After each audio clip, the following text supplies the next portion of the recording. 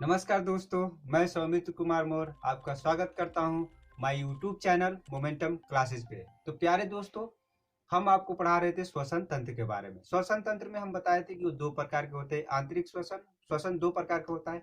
एक होता है आंतरिक श्वसन, एक होता है बाह्य श्वसन। तो हम बाह्य श्वसन के बारे में पढ़ रहे थे। बाह्य श्वसन में हम जितने श्वसन तंत्र में बाहर जो अंग काम करते हैं उनके बारे में बता दिए थे, और आज हम उससे आगे बढ़ेंगे। तो प्यारे बच्चों, हमने पढ़ा दिया था क्या, डायफ्राम के बारे में बता दिया था। किसके बारे में? डायफ्राम। डायफ्राम क्या होता है? हम बताए थे कि नीचे से धक्का देता है। किसके लिए? जब हम सांस लेते हैं तो सांस को क्या करता है, बाहर निकालने में सहायता करता है। इतना तक हम कल बता दिए थे। आगे हम देखते हैं, थोड़ी सी और एक बात जानकारी ले लेते हैं कि हमको हिचकी क्यों आती है। आप देखेंगे हिचकी आ जाती है ना, हम खाना वाना खाते हैं तो अचानक से क्या आती है, हिचकी आने लगती है। तो हिचकी इसलिए आती है, जो हमारा ग्रासनली होता है, ग्रसनी होता है, ग्रसनी जो हल्लक जिसे हम बोले, वहां पे वायु और खाना दोनों जाता है। क्या कहता है, ये हमारा मान लीजिए ग्रसनी है तो यहाँ पे वायु फूड और क्या होता है, यहाँ पे फूड और क्या, वायु दोनों जाता है, यानी एयर दोनों जाता है, यहाँ पे दोनों जाता है। अब यहाँ पे एक लगा रहा होता है एपिग्लोटिक्स नामक, यहाँ पे एक अंग लगा होता है। एपिग्लोटिक्स जो होता है यही डिसाइड करता है कि वायु की नली में वायु जाएगी और फूड की नली में फूड जाएगा। यानी यहाँ पे दो नलियों में चेंज हो जाता है। यहाँ पे फूड पाइप हो जाता है और यहाँ वायु की पाइप हो जाती है। यानी प्यारे दोस्तों, यही डिसाइड करता है। अब कहेंगे सर ये चलता कैसे है, यानी ये काम कैसे करता है? ये तो हम नहीं करते। यानी हम ये नहीं कहते कि इपोग्लोटिस तुम दाएं हो जाओ, फूड आ रहा है, फूड पाइप में जाने दो, ऐसा नहीं करते हैं। या वायु आता है तो हम इपोग्लोटिस से कहते हैं तुम दाएं हो जाओ, जाने दो, फूड आ रहा है, अरे वायु आ रहा है, वायु में जाने, पाइप में जाने दो, ऐसा तो हम नहीं करते हैं। ये तो ऑटोमेटिक कंट्रोल होता है। और ऑटोमेटिक कहाँ से कंट्रोल होता है? हमारे ब्रेन से, यानी दिमाग से, यानी कि मस्तिष्क से होता है। तो कहोगे सर मस्तिष्क से होता है तो कैसे होता है? तो मस्तिष्क में क्या होता है कि जो इपोग्लोटिस को हम क्या करते हैं, हमारा दिमाग ही उसको कंट्रोल करता है और ऑटोमेटिक बता देता है कि तुमको किधर ही घूमना है। यानी जिधर से भोजन आ रहा है तो तुमको भोजन नली में भेजना है, और क्या वायु आ रहा है तो तुमको श्वास नली में भेजना है। तो कभी कभी क्या होता है कि हम लोग भोजन करते समय किसी की यादों में खो जाते हैं, यानी किसी बात में सोच में पड़ जाते हैं, किसी चीज को सोचने लगते हैं या किसी से बातें करने लगते हैं, तो हम लोग का जो दिमाग होता है ना, उधर अट्रैक्शन हो जाता है, यानी उधर की तरफ चला जाता है। और हमको तो खाना खा रहे हैं, तो इपोग्लोटिक्स जो होता है उस इसको वो निर्देश ही नहीं दे पा रहा है, यानी बता ही नहीं पाता है कि तुमको किधर घूमना है। खाना खा रहे हो तो तुमको किधर घूमना है। अब ये बेचारा हो जाता है कंफ्यूज कि खाना आ रहा है कि वायु आ रहा है। मस्तिष्क बता ही नहीं रहा कि वो खाना है कि वायु है। अभी कंफ्यूज हो जाता है। कंफ्यूज होने के कारण ये कहता है मत बताओ, ये घूम जाता है उल्टा का सीधा, इधर का उधर घूम जाता है। तो खाना का क्या होता है, वायु वाले पाइप में चला जाता है। किस वाले पाइप में? जिसमें सांस लेते हैं उस वाले पाइप में चला जाता है। अब तो हो जाता है बवाल। क्या? फेफड़ा जो कहता है, देखता है अरे हमारे वाले पाइप में कौन आ रहा है, अननोन, यानी वायु की जगह पे कोई और आ रहा है। फेफड़ा उसको नीचे से क्या करता है, धक्का मारता है, तो हुक, मतलब जोर से मारता है, तो हम लोग हिचकी लेते हैं ना। और फिर देखता है कि है कि चला गया, अभी देखता है कि थोड़ा बहुत है, तो फिर नीचे से धक्का मारता है फेफड़ा, फिर हम लोग हुचकी लेते हैं। यानी इस तरह से हम लोग हिचकी आती है। यानी खाना जो होता है वो वायु वाले पाइप में चला जाता है, जिससे हमको हिचकी आती है। क्या आती है? हिचकी। कभी कभी आप देखते होंगे कि खाना खाते हैं, जल्दी जल्दी हम लोग खाते हैं, तब भी ऐसा हो जाता है, और खाना हमारे नाक से भी बाहर आने आ जाता है। देखते हैं चावल वावल कभी कभी आ जाता है, यानी इस कारण हिचकी आता है। इसलिए खाना खाते समय खाने पर ध्यान दे, ना कि अदर कहीं दिमाग लगाए, न सोचे। बिल्कुल आराम से खाना खाए, जिससे हिचकी आपको नहीं आएगी। अन्यथा यहाँ पे अगर एक भी चावल इसके अंदर चला जाएगा ना, तो ये जाने नहीं देगा, बिल्कुल बाहर निकाल देगा और तुम हिचकते रह जाओगे। और हम सोचते हैं कि हमें कोई याद कर रहा है, इसलिए हमें हिचकी आ रही है, लेकिन ये नहीं जानते कि हम किसी को याद कर रहे थे, इसलिए हमें हिचकी आ गई। इसलिए खाना खाते वक्त अपने किसी को याद करने की जरूरत नहीं है, नहीं तो खाना कहीं और चला जाएगा और हिचकी आने लगी, और ब्लेम करोगे दूसरे को कि उसने मुझे याद किया। ठीक है, अब हम आगे पढ़ते हैं। हीमोग्लोबिन का हमारे श्वसन में क्या मुख्य भूमिका होती है? हीमोग्लोबिन जो होता है हमारे ब्लड में होता है। किसमें होता है? तो ब्लड में। हीमोग्लोबिन जो होता है हमारे शरीर से क्या करता है, कार्बन डाइऑक्साइड लेके आता है। क्या लेके आता है? कार्बन डाइऑक्साइड लेके आता है, और यहाँ एल्बुली को फेंक देता है, यानी एल्बुली को दे देता है। एल्बुली क्या करती है? एल्बुली इसको फेफड़े द्वारा इधर श्वास नली से बाहर निकाल देती है। क्या करती है?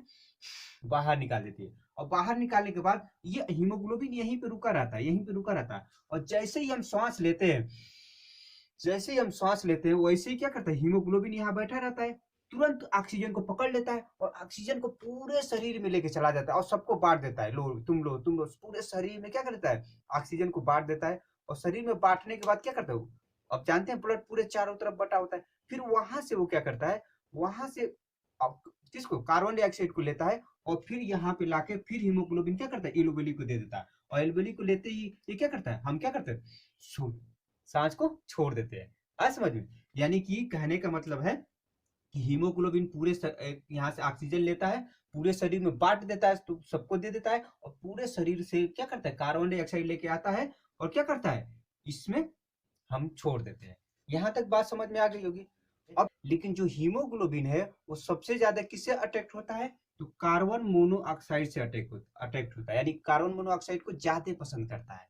हम किसी धुएं वाले अगर क्षेत्र से जाते हैं तो क्या करता है, ये ऑक्सीजन को छोड़ के, ऑक्सीजन को क्या करता है, छोड़ देता है और मोनोऑक्साइड को पकड़ लेता है, क्योंकि उसको ज्यादा पसंद है कार्बन मोनोऑक्साइड। और जैसे ही कार्बन मोनोऑक्साइड हमारे शरीर के अंदर जाता है, हम लोग क्या होते हैं, बेहोश हो जाते हैं, क्योंकि हमारा ऑक्सीजन से जो काम होता है कार्बन मोनोऑक्साइड तो करेगा नहीं, इसलिए हम हमारे शरीर में क्या होता है, हम लोग बेहोश हो जाते हैं। आप लोग सुने होंगे कि जाड़ों के दिनों में, जब हम लोग जाड़ों के दिन में क्या होता है, घर में कोई अंगीठी जला के सो जाता है या आग जला के सो जाता है तो पूरे फैमिली वाले यानी जो उनमें सोए रहता है उस कमरे में वो मर जाते हैं, सुने होंगे ना, बहुत सारे पेपर में आएगा। ऐसा क्यों होता है, क्योंकि जब जलाया जाता है अंगीठी, तो अंगीठी जलाने पर यानी आग जलाने पर उसमें से कार्बन मोनोऑक्साइड निकलता है और कार्बन मोनोऑक्साइड निकलने के कारण हमारा सांस के द्वारा वो हमारे शरीर के अंदर चला जाता है, यानी हीमोग्लोबिन उसको पूरे शरीर में क्या करता है, बांट देता है और पूरे शरीर में ऑक्सीजन की जगह क्या चला जाता है, कार्बन मोनोऑक्साइड चला जाता है, जिससे कि हमारे अंदर क्या होती है, कोई काम होता ही नहीं है। जब क्रिया नहीं होगी तो हमारे शरीर को क्या होगा,